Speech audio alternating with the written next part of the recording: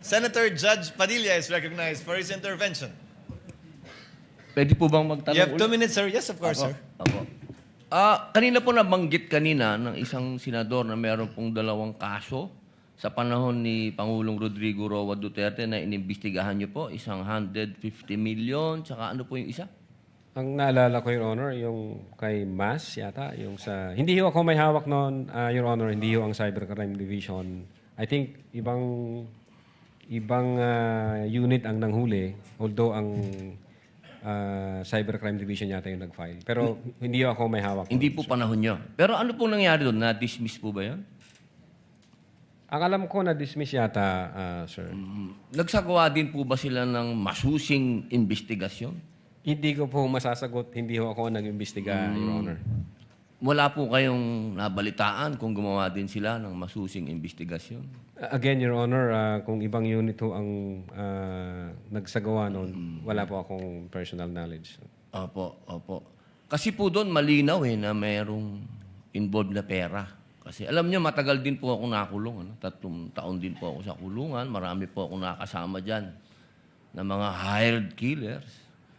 Katunayan, pati po hindi hired killers, nakasama ko din po dyan. Sila Tihanki. Katunayan, excuse po sa aking seatmate. Madami po talaga. Pag usapin po kasi ng pera, talagang may threat. Pero sa tingin po ba nyo, yung mga nangyari nung November 23, birthday ko pa po yun.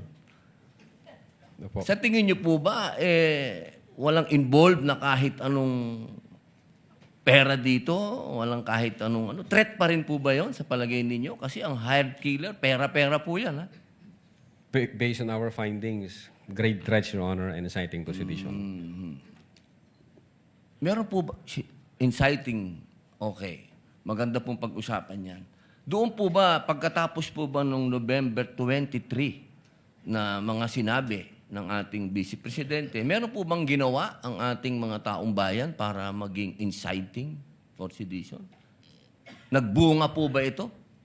Your Honor, ulitin ko po yung sagot ko. In the case of People versus Nabong, hindi ho necessary... Pakisagot na lang po kung yes or no, kung meron po bang naganap na pagkilos ang mga tao. Insofar as yung Seditious Act, wala kaming nakita, sir. Wala po, opo. Meron pa pong isang tanong. Doon po ba sa mga naganap na maraming protesta, merong Trillion March, merong kung ano-anong march, nakita niyo po ba doon ang Vice Presidente? Yes or no lang po? Saan pong protesta, Your Sa Honor? lahat po ng protesta na ganap, Dilawan, Tinklawan, Duterte, ano man po. But wala akong personal knowledge, sir. Yes or no lang po, nakita niyo po ba doon? Si Vice Presidente, nagsalita po ba siya? Nagbigay po ba siya ng panahon dyan sa mga yan? Insofar as I'm concerned, wala akong nakita, sir. Wala pong nakita. O lang po, maraming salamat po. Thank you, Senator Judge Padilla. Attorney Lutok, you are excused, and the court thanks you for your time and cooperation with this impeachment court. Thank you very sir. much, Your Honor. May I ask, good that the Honorable Defensor is standing up. Tomorrow, the subpoena for Attorney Lopez is only for today and tomorrow. The subpoena thus far, yesterday rather, and today. The subpoena for Captain Bello is for, no subpoena, but she is scheduled to testify tomorrow. So what is your pleasure, Honorable Defensor? Your Honors, before we proceed any further, the prosecution respectfully requests for a 5-minute recess. Just 5 minutes, Your Honor. You can do your thing, Honorable Defensor, while I recognize Senator Judge, with the permission of Senator Judge Cayetano, of course. Maybe they can. Can they do their thing? Yes, I was going to suggest that. I have a question about tomorrow. Maybe the defense can do their huddle while I ask Yes, this exactly the question. point. Exactly the The point. question naman is, Senator Cayetano, Alan is recognized. thank you, Mr. Presiding Officer, Mr. Senate President. This is addressed actually to the presiding officer, Senate Pres, and our colleagues. So, are we going to have the oral arguments tomorrow about Yes. the So I think we all received the Copies have been copies distributed. The last night. memoranda of the parties have been Yeah. distributed More or to the less, senator it's judges. 33 and 32 pages, so that's 60 pages.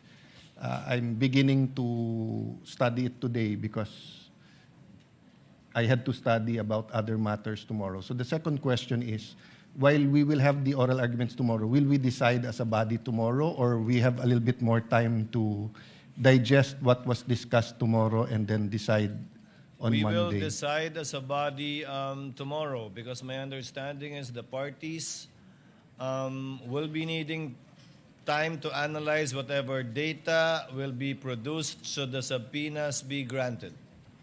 But that is for article, the subpoenas, for, That is correct, Your Honor. That is for Article 2. 2, which we will start hearing in August, right?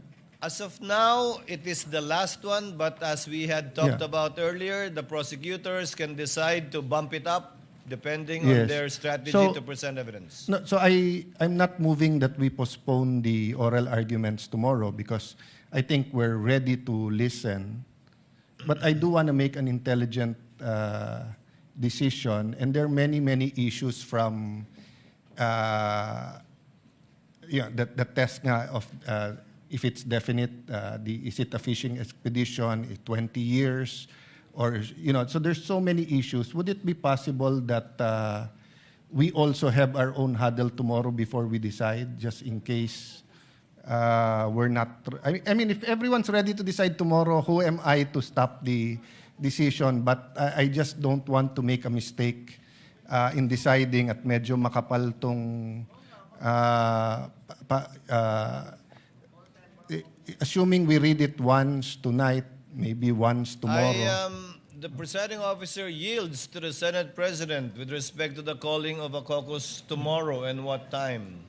Para siya magpakain, hindi ako. Yeah. Well, let me leave it to the presiding officer and Senate President. My proposal is after the oral arguments and after all the senator judges have asked their questions, just so that we have one more night or one weekend to go through it and to... If we're not going to vote on it and we have a consensus, then no problem. And there's a precedent because we did this during the time of the late Senate President Enrile when it came to issues that were of utmost importance that could decide the impeachment trial results one way or the other. But that do have implications in terms of precedents, especially ito pinag-uusapan natin AMLA at saka BIR. The Senate President is recognized to respond. I share the same feeling with Senator Judge Alan Cayetano. I started reading both memos, and indeed it's quite lengthy and complicated, and we need to also consult our legal teams.